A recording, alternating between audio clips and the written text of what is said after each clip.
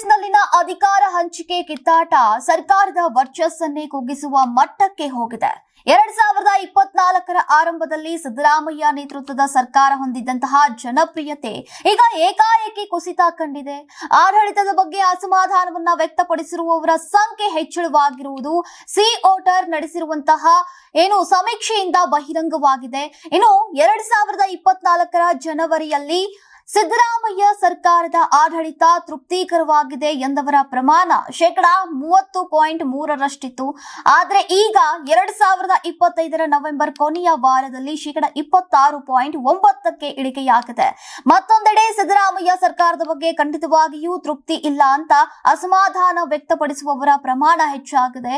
ಇದು 2024ರ ಜನವರಿ ಮೊದಲ ವಾರದಲ್ಲಿ 39ರಷ್ಟಿದ್ರೆ ಈಗ 2025ರ ನವೆಂಬರ್ ಕೊನೆಯ ವಾರದಲ್ಲಿ 42ಕ್ಕೆ ಏರಿಕೆಯಾಗಿದೆ.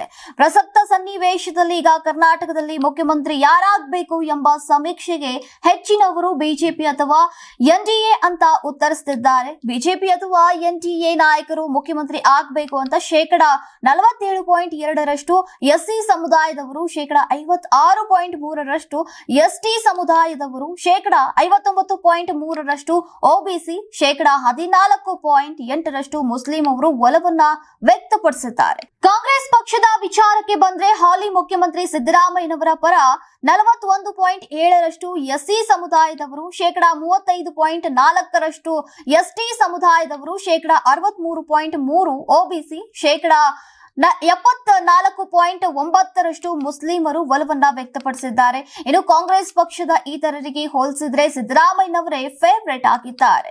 ಇನ್ನು ಡಿಸಿಎಂ ಡಿಕೆ ಶಿವಕುಮಾರ್ ಸಿಎಂ ಆಗಬೇಕು ಅಂತ ಬಯಸಿದವರ ಪ್ರಮಾಣ ತುಂಬಾ ಕಡಿಮೆ ಇದೆ. 7.4ರಷ್ಟು ಎಸ್ಸಿ ಸಮುದಾಯದವರು, 5.9ರಷ್ಟು ಎಸ್ಟಿ ಸಮುದಾಯದವರು, 6ರಷ್ಟು ಒಬಿಸಿ, 9.1ರಷ್ಟು ಮುಸ್ಲಿಮರು ಡಿಕೆ ಶಿವಕುಮಾರ್ ಅವರು ಮುಖ್ಯಮಂತ್ರಿ ಆಗಬೇಕು ಅಂತ ಬಯಸಿದ್ದಾರೆ. ಮಲ್ಲಿಕಾರ್ಜುನ್ ಖರ್ಗೆ ಹಾಗೂ ಇತರ ಕಾಂಗ್ರೆಸ್ ನಾಯಕರ ಬಗ್ಗೆ ಜನ ಒಲವು ವ್ಯಕ್ತಪಡಿಸಿಲ್ಲ ಅನ್ನೋದು ಈಗ ಸಿ ವೋಟರ್ ಸಮೀಕ್ಷಾ ವರದಿಯಿಂದ ತಿಳಿದು ಬಂದಿದೆ.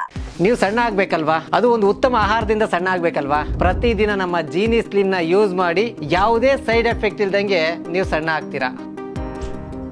ನಿಮಗೆ ಮಾಧ್ಯಮದಲ್ಲಿ ಕೆಲಸ ಮಾಡುವ ಆಸಕ್ತಿ ಇದೆಯಾ? ಹಾಗಾದ್ರೆ ಕರ್ನಾಟಕ ಟಿವಿ ಡಿಜಿಟಲ್ ಮೀಡಿಯಾದಲ್ಲಿದೆ ನಿಮಗೆ ಒಳ್ಳೆಯ ಅವಕಾಶ.